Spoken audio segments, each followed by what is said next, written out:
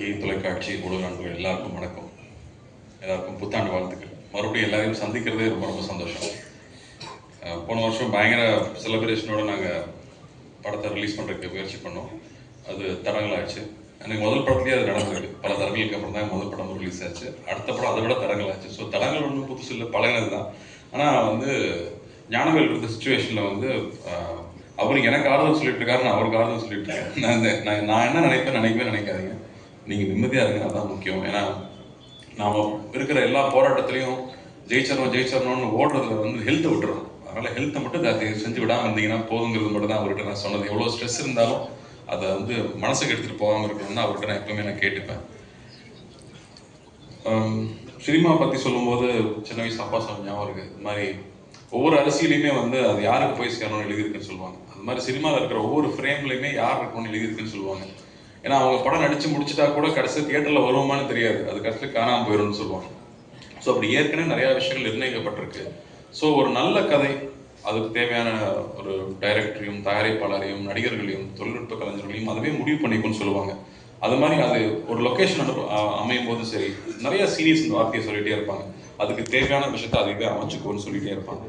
அதை நம்பினோம்னா நம்ம இன்னும் கொஞ்சம் நிம்மதியாக இருக்கலாம். இல்லைன்னா இந்த மாதிரி தாமதங்கள் வரும்போது ரொம்ப பதட்டம் அடையும்.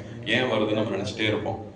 பட் அதை நம்பும்போது நிச்சயமாக அது ஒரு பிளான் பண்ணி அது இப்போ தான் வரணும்னு நினச்சி வருது அப்படிங்கிறது புரிஞ்சுக்கிட்டோம்னா நாம் கவலை இல்லாமல் நம்ம கையில் இல்லாத ஒரு விஷயத்துக்காக நம்ம வருத்தப்படாமல் நிம்மதியாக இருக்க முடியும். அந்த வகையில் இந்த படம் ஒரு பெரிய தாமதத்துக்கு அப்புறம், பெரிய போராட்டத்துக்கு அப்புறமா நீங்கள் சேர்ந்துருக்கு. ஞானவேல் சொன்ன மாதிரியே நானும் நிறைய பேருக்கு ரொம்ப நன்றி கடன்பட்டிருக்கேன். முக்கியமாக அண்ணாக்கு அவ்வளோ பெரிய சப்போர்ட்டாக இந்த படம் ரிலீஸ் ஆக பெரிய உதவியாக இருந்திருக்காரு. அதே மாதிரி ஃபைனான்சியல்ஸ், டிஸ்ட்ரிபியூட்டர்ஸ், எக்ஸிபிட்டர்ஸ், நிறையா டெக்னீஷியன்ஸ். ஏன்னா ரிலீஸ் நெருங்க எல்லாருமே டபுள் த டைம், ஒரு 48 hours 50 hours தூங்காமல் வேலை செய்ய வேண்டியது இருந்துச்சு. அந்த படத்தை கொண்டாமல் படம் ரிலீஸ் ஆகி வெற்றி பெறணுங்கிறக்காக ஒரு கோயிலில் உட்காந்துருக்காரு. அண்ட் நலன் எல்லாருக்குமே ரொம்ப பிடிச்ச டைரக்டராக இருக்கார். ஆர்டிஸ்ட்க்கு மட்டும் இல்லை, டைரக்டர்ஸ்க்கே பிடிச்ச ஒரு டைரக்டராக இருக்கார்.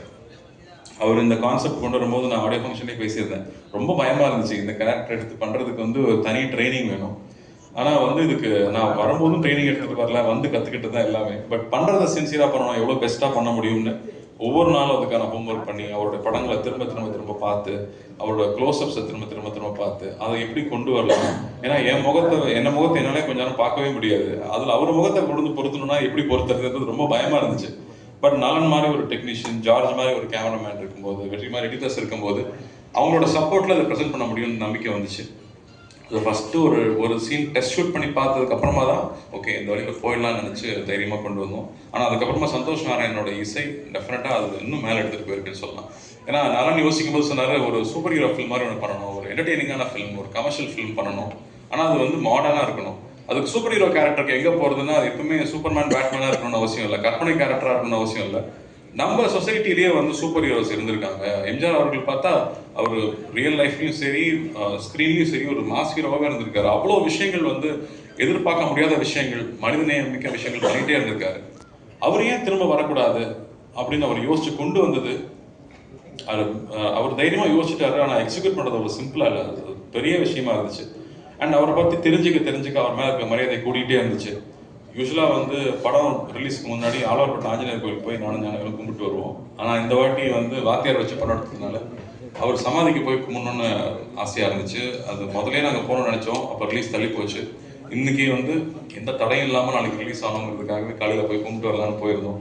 அங்கே போய் நிற்கும் போது அங்கே இருக்கிற உணர்வே வேறையாக இருந்துச்சு. இங்கே இருக்கிறவர் எப்போவோ இறந்துட்டார், 40 வருஷம் ஆச்சுன்னு நினைக்கிறேன்.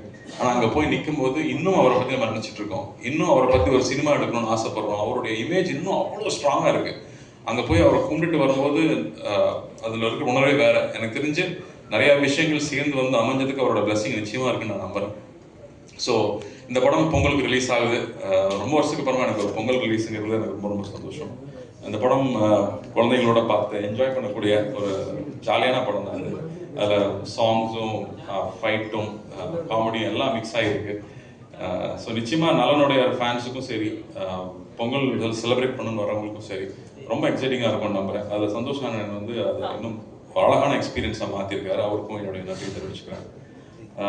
ஹீரோயின் தட்டுப்பாடு இருக்குன்னு தமிழ் சினிமா சொல்லிட்டு இருக்கும்போது நாங்கள் ஒரு நல்ல ஹீரோயின் இன்ட்ரடியூஸ் பண்ணுறவங்கிறதுல ரொம்ப ரொம்ப பெருமை. அவங்க ஏற்கனவே இன்ட்ரடியூஸ் ஆன ஹீரோயின் பயங்கர டேலண்டட்.